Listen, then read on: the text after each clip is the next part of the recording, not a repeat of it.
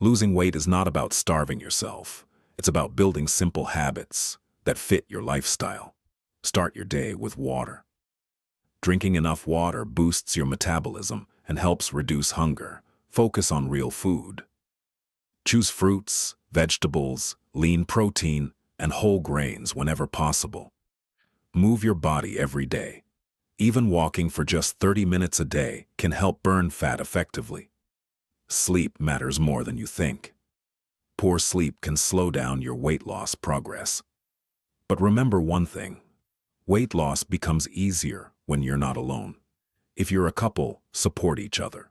Walk together, eat healthy together, grow stronger together. Motivate your partner, not with pressure, but with love, encouragement, and consistency. Because when you improve your health, you're not just changing your body, you're building a better future together. And remember, be consistent.